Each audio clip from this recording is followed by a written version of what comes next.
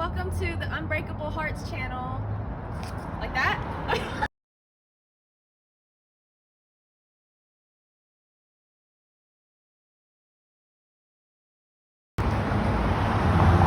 Good afternoon here, YouTube people. What is going on with you all today? Yeah, I'm over here in my area. It's been raining all day, so finally I was able to come out and say hello. Hello. I wanted to talk to you about Mark chapter 12. Talking about the parable of the tenants.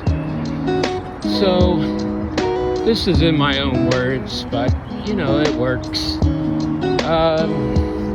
There was this guy that bought this land for a vineyard, and he built it all up, built walls around it, planted, and he dug a pit for the wine press and a tower, and he decided to go to another country, so he leased out his property to some other people and left it to them.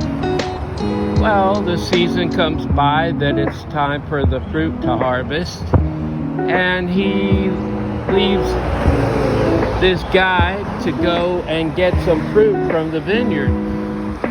And so the guy goes to get some fruit, and they welcome him in, but then they beat him up and they leave him outside. So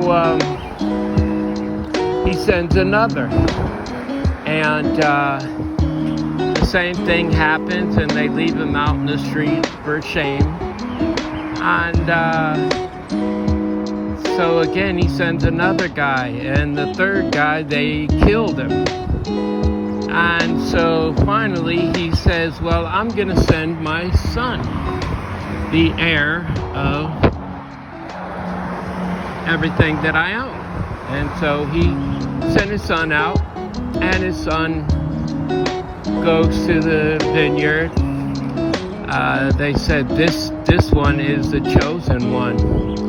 And they said if we kill him, we get whatever he has an inheritance coming to him. And so they kill him and throw him out in the street.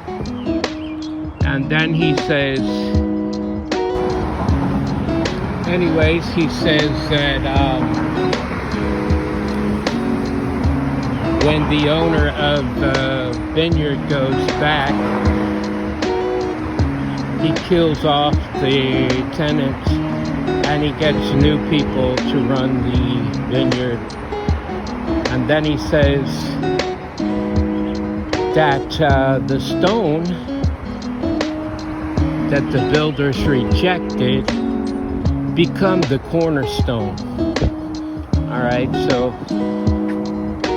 what does it all mean?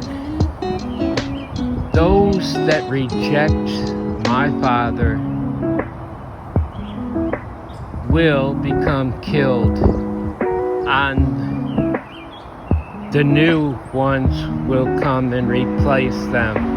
That the chosen was killed off because of the jealousy that they have. Oh, my Father's chosen. So I would suggest, if you have any ill will in your mind, in your heart, or anything,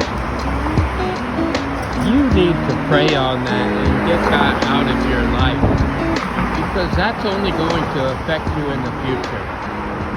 When I say kill them, I'm talking about a life worse than anything you can ever imagine. The lake of fire is no joke. this is where my Father is going to place all of the fallen angels. So what more if it's you? He didn't create the lake of fire for you. He created that for his fallen angels. But he said because people did not want to change their life for the better, they didn't care to change, that he also will welcome in those people. The ones that just didn't care to change at all. And if you think that that's some kind of funny joke, keep on doing what you're doing. I hope you don't. For your own sake, huh? I'm not trying to be Mr. Doom and Gloom here. I'm just telling you straight out.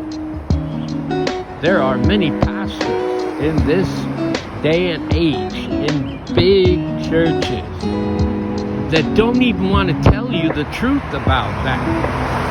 There were some that used to tell you back in the day and warn you and warn you and warn you of hell's fire, yet they don't speak a word of it now. It's all cotton candy. That's why they call it cotton candy churches.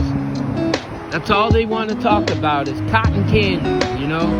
Hey, everything's great, everything's super, everything's wonderful, you know? You don't have to worry about nothing. Not a thing. Yeah, you have to worry about hell's fire. And it's real. So if that's where you would like to go, by all means, have a go at it. Me, I don't choose that. I don't choose that way. I met a wonderful lady about, I don't know, maybe 6 months ago. I've had a real nice talk with her today. She is a beautiful person, a beautiful soul, and I am very, very overwhelmed and grateful to have her in my life. She is a super person. And we talked and talked for hours, and you know, I wish that I could talk with her a lot longer.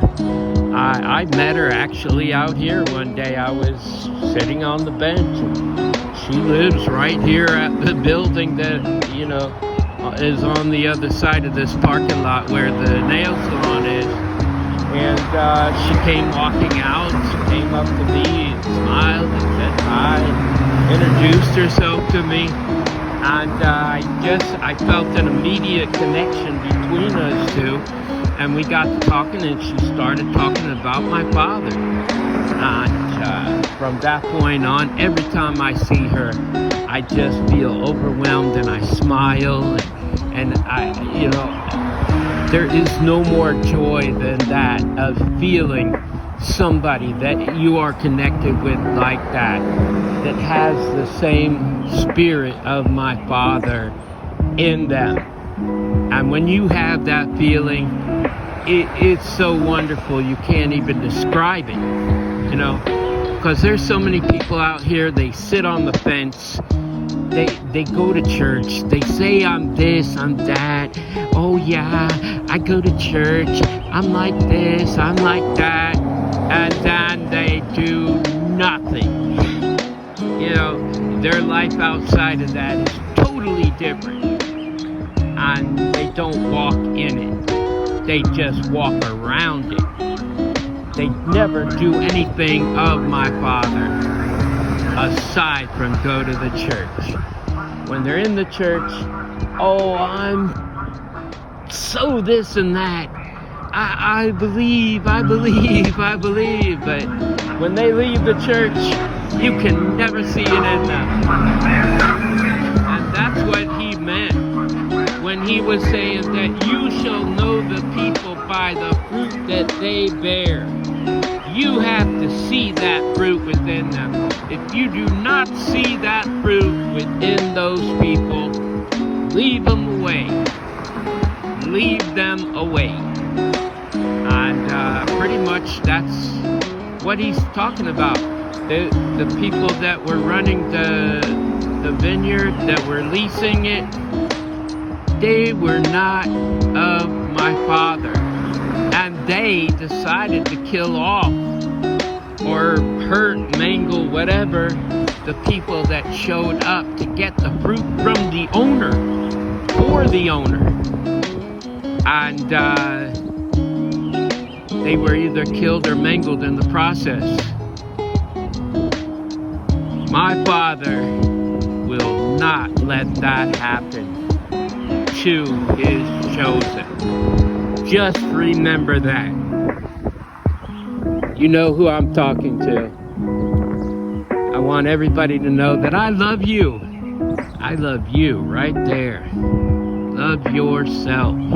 Love my Father. And by all means, love each other, people. Until the next time, love, peace, and soul.